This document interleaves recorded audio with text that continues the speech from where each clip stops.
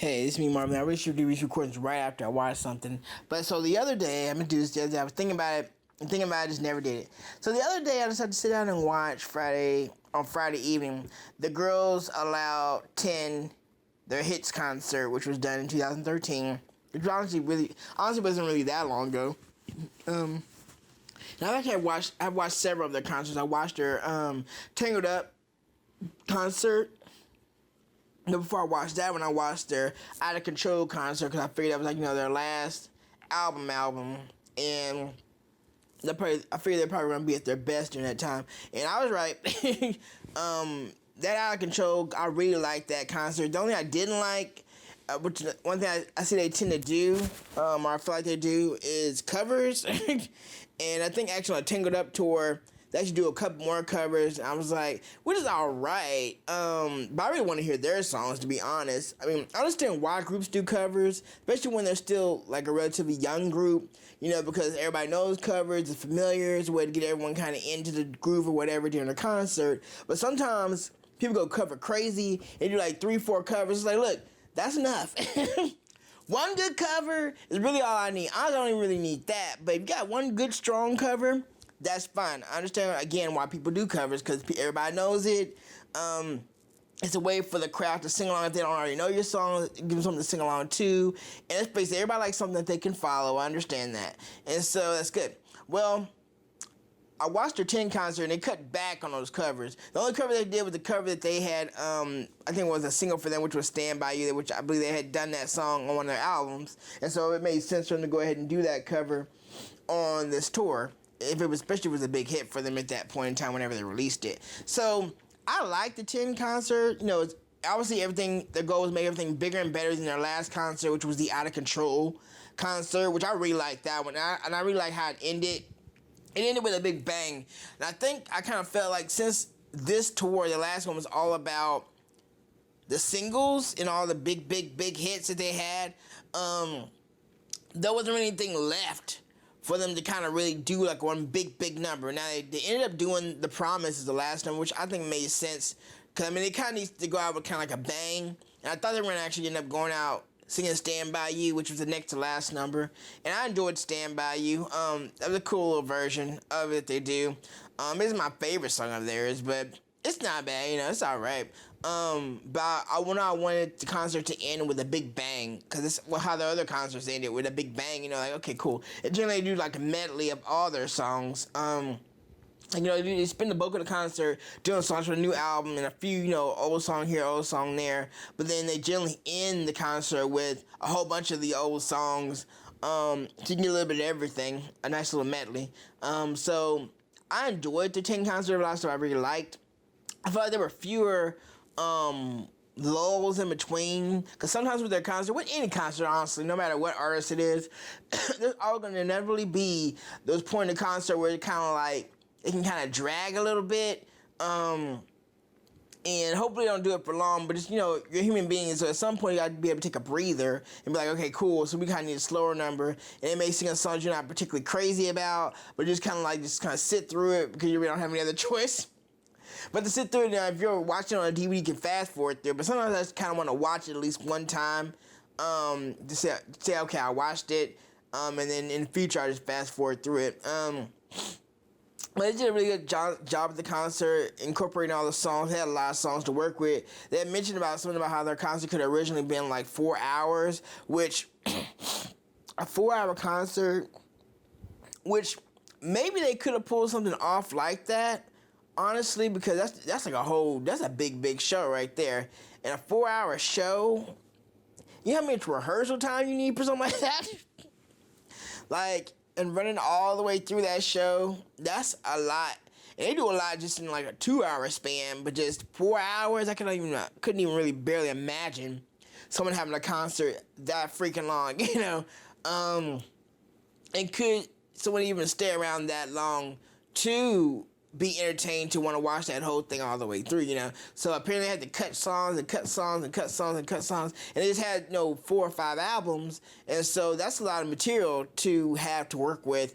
Especially for a hit, everybody would hear a certain song, and they actually did a few numbers that they hadn't done, I think, in a while. One number they did was Life Got Cold. I don't think they've done that song since, like, probably when the first, I'm guessing, because I think it was, like, on their second or first album, first or second album, probably their second one, and, I was like, that's an old song. I've never seen them perform that song live, and so it was kind of cool to see them perform it on their, the Big Ten concert. And a lot of songs that they normally would just do medleys of, they actually did full versions of, like, Wake Me Up Before I Fall Out on You, or The Show. So I don't like those songs. I really like those songs. They're just catchy little numbers, and you remember them. You get a lot of good feelings. I can see the crowd was really, really into these songs. And they spent actually a lot of times with the camera showing the crowd. And I think that kind of made sense because we've seen these girls perform these songs, or these fans have seen these girls perform these songs again. So it's not really so important, or not as important, to keep the camera on the girls all the time. You can kind of pan out to the crowd and see more people and see how people are really, really into that. So people are really into the music. Like, knowing all the words, dancing around, getting excited when a particular number comes on. They can mouth every bit, even the new stuff they know. They do some of the new stuff. And that's the other thing. So typically when you have a group that's been around for a couple years, or a decade in that case, there's inevitably going to be the old versus the new material. So I've typically found the reaction is, if the group's been around for a decade, people are going to love the old stuff. So they're going to want them to pull that out and sing that, and they know every little beat, choreography and crap. But if it's something brand spanking new, like within the last year or something like that, chances are, unless it's had a time to kind of like be a single, or to kind of like have time to disperse among the crowd, it's relatively going to be taken kind of like a Passover. So people are going to be like, okay, I'm gonna sit through this new material, right? And it's not bad, but they're not crazy about it because it's not old and familiar. So, I did have one or two songs I did like. The On the Metro, I like that song. That was a catchy little ditty, and it fit their persona of their group. And so that's okay. And they have another song called was it Something New? Yes, the song's called, and it's not bad. I've heard it before, and I thought it was okay when I saw the music video. But I think it was kind of better seeing it live and in their parts and stuff, and I kind of could get a little bit more into it. And so, so the new stuff wasn't bad, but inevitably, honestly, the crowd's there for all their, big hits they've had before. And it was cool to have the new stuff on top of there. There were certain songs I noticed too, the reaction was kind of like not as wild and crazy as it was for other songs. So, for instance, when they sang Sound in the Underground, I think that song got a good strong reaction. What's that other song? Something Kind of Ooh. I like that song. And what's another song? I'm thinking. A couple other songs. Some songs I know that kind of had I felt like they kind of had lukewarm reactions, or kind of like, we like it, but it isn't our favorite song. Like, I Can't Speak French. I don't feel like people were really crazy about that. I feel they were kind of like, okay, we tolerate this number. It's okay, but it's not their best. And I like Speak French. It's a cool little song, kind of like little jazzy feel to it to me. It's kind of more laid back, and fun. It makes you want to rock your head a little bit. That song. One other thing I got a good reaction was The Promise. I think people really like The Promise, and I like The Promise. It's probably one of their best songs I think they've ever done. And there were some songs missing too that were singles. For instance, The Loving Kind, that song didn't get no love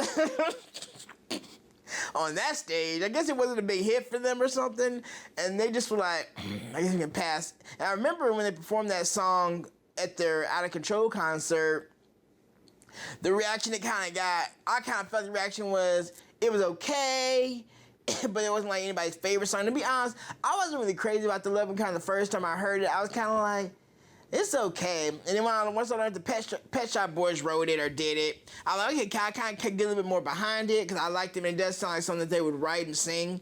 And then it had to kind of grow on me. Now I like the song. I didn't really like it at first. I was kind of like, they could do better than this. But it kind of had to grow on me because it was something kind of different in a way kind of not different because it kind of sounded like something that would have been on their Tangled Up album. So there's a lot of stuff here I just want to talk about and record that. Also, something else I want to note too was Sarah looked different. Honestly, out of all the girls, all of them look a little bit different. No, Cheryl looked the same. Nadine looked the same. Nicola, she looked a little bit different. She had a little more, I feel like she's kind of growing more into a woman now, to like a little girl figure. And so, and her hair isn't as red as I've seen it before. And her face looks a little bit different, but it's essentially the same girl, you know. But when I look at Sarah, her look looks different. Like she lost some weight or she had surgery or something. Because her face looks different, you know, than what it looked like at all the other concerts that they've had. And so I was kind of like, something looks different about Sarah. Like, I mean, it wasn't bad. I mean, she's pretty, but just to be kind of unrecognizable. It felt like her hair had gotten longer, obviously, and it just seemed like she was a different girl. Like, I mean, like face-wise, the way she just looked different, and I couldn't really. It was hard for me to kind of identify her. It's like, I know that's you, but at the same time, I don't believe it's you. I looked like her look just looks so different from what she looked like previously, you know. I feel like out of all the girls, she changed the most looks-wise. And then next up is Nicola. She looked a little bit different than I expected. But everyone else pretty much looked like how I kind of expected. Kimberly looked a little bit different, too. I didn't really like the hairstyle she chose for that. I think I only really complimented. I think it was all right, but I think she could chose a better one. Like she had to look on their Out of Control concert. I like to look there. Or even on Tangled Up, I kind of like to look there, you know. But here, I wasn't really a big fan of that look that she had because it made her head look funny to me. And so, yeah. And so one thing I noticed, too, about this particular concert is that it wasn't the Nadine show. Because sometimes with Girls Aloud, it becomes the Nadine show. And we don't doubt it. Nadine is obviously the best singer out of the group, hands down, you know. And Nicola, she's a good little singer. She actually has some power behind her voice, too. And Cheryl does, too. And Kimberly kind of like, to me, Kimberly and Sarah about on the same level. Now, Sarah has improved greatly. I've seen her improve greatly over time from what she used to sound like. And she can put some pretty strong vocals out there too. But I was kind of like her and Kimberly about on the same level. Then next up you kind of got Nicola, and then Nicola and Cheryl, you know. And sometimes I mix Cheryl's voice up for Nadine's every now and then because sometimes they sound so similar, depending on what the song is, and you can't really tell when you're listening to them is you're not seeing them sing it. You kind of like, oh, you think, okay, Nadine must sing that part. Because sometimes it seems like Nadine sings majority of everything, but in actuality she doesn't. It just feels like it sometimes. But I felt like with this last show, they didn't try to like... They try to more evenly distribute this vocals around. I felt like...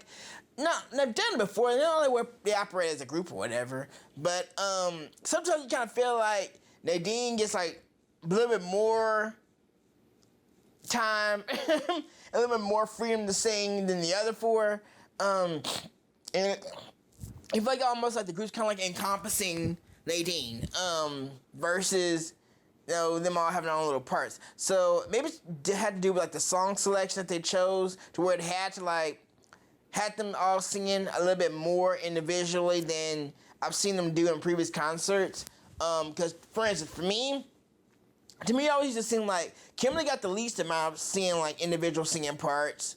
And then Nadine got the most, and then Sarah got a little bit more than Kimberly did, or actually a little bit more than, about more than Kimberly did individually, and then Cheryl just kind of like sings everything that Nadine doesn't feel like singing. You know, it kind of feels like, or feel like she doesn't mind giving up.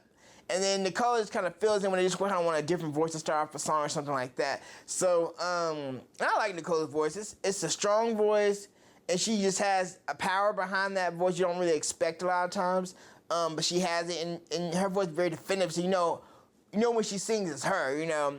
Versus when I hear Cheryl, sometimes she has a good voice too, obviously, but sometimes, depending on how the song's set up or what song they're doing, I mix up her voice with Nadine all the time.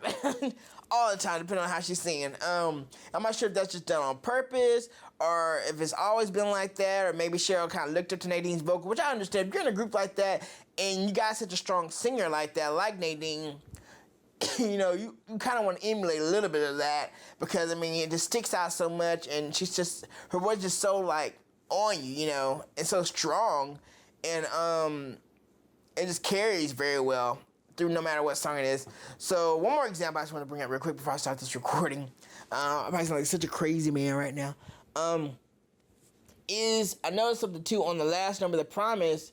Now I've seen The Promise perform before on their Out of Control concert, actually with the first song that comes on when you first watch that particular one. I liked the way that was really cool. It came out from under the ground onto the stage, and like on these little platforms that actually constantly went up in the sky. I thought that was really cool for them to have that. And I kind of felt like Nadine, you could hear her voice over everybody. Generally, I don't know what it is, but I'm not sure if they like purposely turn down everyone else's mic a little bit or what. But you kind of feel like Nadine's voice, you're going to hear that voice over everybody. Like, no matter what they're singing just about, if she's singing with them, you know, you're going to hear her voice over everyone. It's just, I guess because her voice is naturally that powerful. And I'm not sure if she's purposely trying to out-sing everyone off. But sometimes it just seems like her voice is like the essential voice. And someone said it before. Her was essentially the voice of Girls Aloud. And it's true. Like, it's really true. Because, like,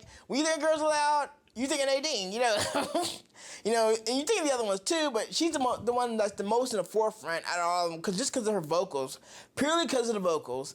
But I noticed in The Promise she performed on the Out of Control concert, it was, you know, she like was taking the lead a lot of the way, even though each of them had their own parts to sing. You know, towards the end of the song, she was holding her notes and do everything, and then during the choruses, she was going in and out, and she sounded great, you know. She really is a treat to hear a lot of times. But then I noticed when they performed this song this time around, the last concert, the 10 concert, her vocals they were kind of cut back a little bit. Like, it was kind of more about everyone else singing the song than her being able to do her little vocal runs and all this little stuff like she would normally do. There's one more thing I wanted to mention too. And I said only one thing about it. Kind of one more thing I kind of wanted to mention. Oh, and I really liked their performance of the song "Sexy No No No" because I liked the way they did it on I think their Tangled Up concert. I liked the little intro for it. That's one of my favorite parts of that particular song, that little intro part.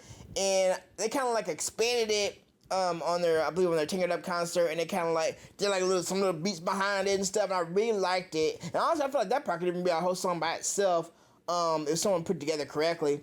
So, but yeah, I liked what they really did with it. Really cool, and I really liked that song. And that's one song when I first heard it, I was like, I liked the beginning part, but the rest of it was kind of like, okay, whatever. And they kind of had to grow on me.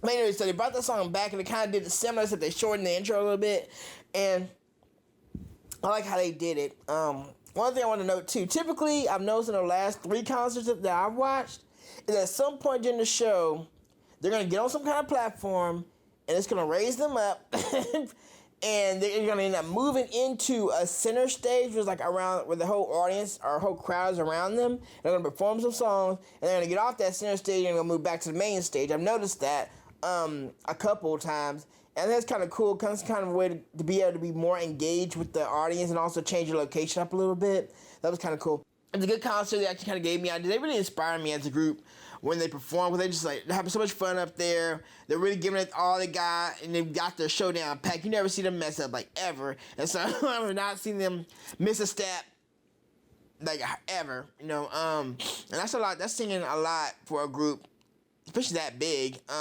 Even though they're not big around the world, they're big in that region, and people around the world know of them. And so that's what I want to say about that concert. It was a good watch. Would I watch it again? Maybe in the future. I probably would watch their Out of Control concert before I would watch that particular one. But yeah, it was good. So I just wanted to record that. This is me, Marvin Lee.